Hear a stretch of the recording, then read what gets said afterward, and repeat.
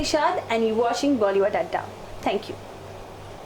आपकी जर्नी के बारे में जानना चाहेंगे। आपने पॉलिटिकल करियर से शुरुआत की, फिर छोटे पर्दे पर आए, फिर भोजपुरी फिल्मों में काम किया, तो उसके बारे में क्या कहना चाहेंगे? कैसी रही ये जर्नी, थोड़ा ऑडियंस को बताइए। सबसे पहले मैं सभी को नमस्कार कहना चाहूँगी। मैं काजल निषाद, मेरा प्रणाम स्वीकार करें। ऐसा नहीं है कि मैं पॉलिटिकल करियर में पहले थी और फिर मैं फिल्म लाइन में आई। मैं पहले से ही फिल्म लाइन में थी। मैं 2004 से फिल्म लाइन से जुड़ी हुई हूँ। काफ़ी सीरियल है और काफ़ी फिल्में की मैंने, भोजपुरी फिल्म भी की। देखा जाए तो 7 भाषाओं में काम किया मैंने। लेकिन 2012 में मैंने चुनाव फाइट किया था, इलेक्शन फाइट किया मैंने गोरखपुर से, वो विधायक MLA वाला चुनाव, और बहुत अच्छा लड़ा मैंने। तब से मैं पॉलिटिशियन बनी, वरना मैं एक्टर ही हूँ और मुझे एक्टर रहना ही बहुत पसंद है। और काफ़ी सीरियलें की, भोजपुरी मूवी भी की, लीड भी की, सेकंड लीड भी की, सेज तैयार सजनिया फरार, फिर शादी ब्याह, दूसर ब्याह, हनुमान भट्ट हवलदार, बिहारी माफिया, काफ़ी की। और सीरियलें फेमस तो मैंने सब टीवी की लापतागंज की, और तोता बेट्स खाना में मैंने डबल रोल किया, और फिर उसके बाद खुशियों की बुलक आशिक धोनी पल गया था। और उसके बाद अभी रिसेंटली कर रही हूँ कलर्स का शो, जो आता है इश्क का सफ़ेद, कलर्स का आता है कलर्स। अच्छा, जैसे आपने कहा कि आपने भोजपुरी फिल्मों में भी काम किया, छोटे पर्दे पर भी काम किया, तो क्या डिफरेंस महसूस करते हैं आप छोटे पर्दे और बड़े पर्दे में? क्या काम में क्या डिफरेंस होता है? काम में तो कुछ नहीं है, एक्टर के नज़रिए से तो कोई फ़र्क नहीं होता है। एक्टर तो एक्टर ही होता है, उसे जो भी कैरेक्टर दिया जाता है वो बिल्कुल ईमानदारी से निभाएगा, तो मुझे कुछ ज़्यादा फ़र्क नहीं पड़ा। हाँ, लेंस का और कैमरा का कुछ फ़र्क हो जाता है छोटे पर्दे में और बड़े पर्दे में। बड़े पर्दे में ऐसा है कि 1 टेक आपने दिया और ओके हो जाता है सीन। यहाँ आपको 10 आधे टेक करने पड़ते हैं और बहुत सारी चीज़ें होती हैं, 12-12 घंटे काम करने पड़ते हैं, तो ये फ़र्क होता है। बाकी एक्टर के हिसाब से तो कोई फ़र्क नहीं। अच्छा, ये सीरियल आपके पास कैसे आया? कुछ बताना चाहेंगे कि कैसे आप इस सीरियल से जुड़े, किस तरह से? एक्चुअली मैंने बहुत सारी सीरियल ऐसी की थी जिसमें हमने नेगेटिव प्ले किया, और मैंने बहुत ही अच्छे तरह से किया था। लोगों को बहुत पसंद आ रहा था, लोग सराह रहे थे इस मेरे कैरेक्टर को। तो ये शो कर रहे थे रूपाली जी, जो अभी मेरे प्रोड्यूसर हैं, तो उनको ध्यान में आया कि काजल बहुत अच्छा नेगेटिव कर सकती है। तो इसमें कनक त्रिपाठी बनी हूँ कलर्स में, और नेगेटिव है फुल लालची नेगेटिव, तो उनको लगा काजल कर सकती है, और पूरी तरह से वो ऐसी लगती भी है, रिच भी लगती है, और पूरा सोने से लदी हुई लगती है, रोबदार ठकुराइन लगती है, तो उसे देना चाहिए। दरअसल उन्होंने मुझे पसंद किया और मैं कर रही हूँ, निभा रही हूँ। अच्छा, जैसे आपने कहा कि आप नेगेटिव रोल करते आए हैं, लेकिन आप रियल लाइफ में कैसी है, क्या करना पसंद करते हैं? बिल्कुल नहीं, मैं रियल लाइफ में नेगेटिव तो बिल्कुल भी नहीं हूँ। बहुत पॉजिटिव हूँ, हंसती रहती हूँ, हंसाती रहती हूँ। बहुत ज़्यादा मेरी तितलियाँ उड़ती रहती है, हमेशा खुश रहती हूँ एकदम से। और शिव जी जो है, जिसे आप भगवान कहते हो, मैं उनको अपना बॉयफ्रेंड समझती हूँ, तो मैं उनके साथ बहुत खुश रहती हूँ, उनके साथ फैंटेसी करती रहती हूँ, सपने देखती रहती हूँ उनके, और बहुत खुश रहती हूँ। अच्छा, जैसे आपने कहा कि आप शिव जी को बॉयफ्रेंड समझती है, ऐसा क्यों? बचपन से ही पता नहीं क्यों मुझे उनसे बहुत ज़्यादा लगा हो गया था।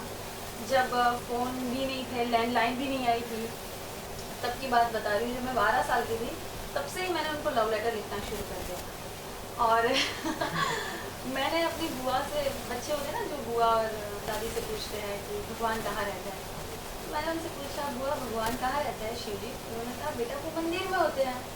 तो मुझे लगता था कि ठीक है, ये एड्रेस मैं लिख के मंदिर में रख देती थी, और मैं कहती थी भाई तेरा एड्रेस तो है नहीं कि मैं कहाँ पोस्ट करूँ, तो मैं मंदिर में रख देती हूँ, पढ़ लेगा मुझे जवाब देना। आज तक कोई चिट्ठी का जवाब नहीं आया।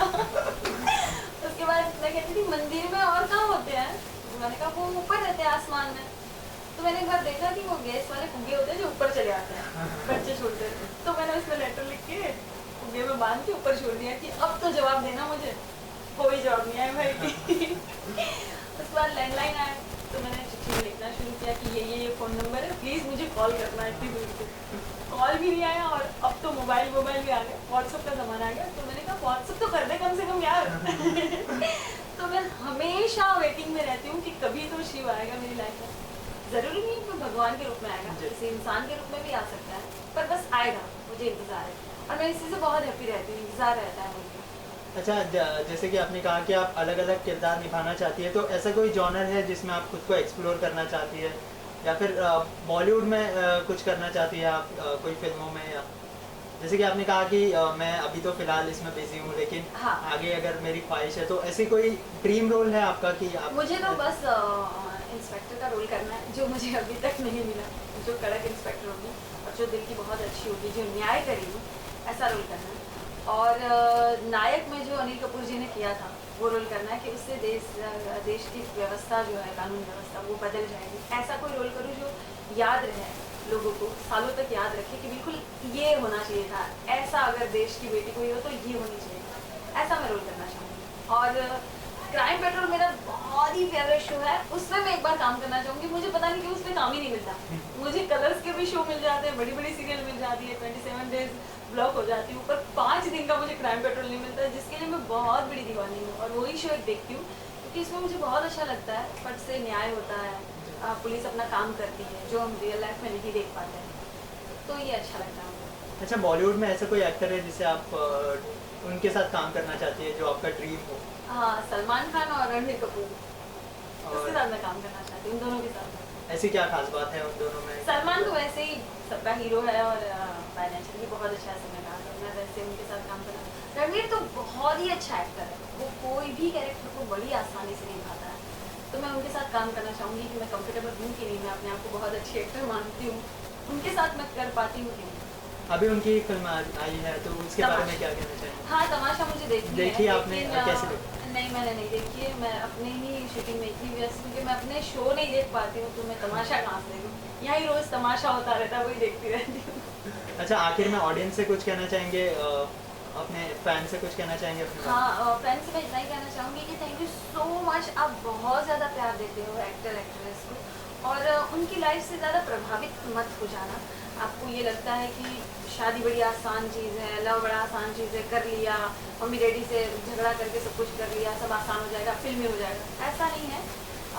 ये बहुत नकली दुनिया है, सिर्फ आपको मनोरंजन करने के लिए ही हम ये सब करते हैं, रियल में हम ऐसा कुछ होते नहीं हैं। प्रभावित मत होना किसी कैरेक्टर से।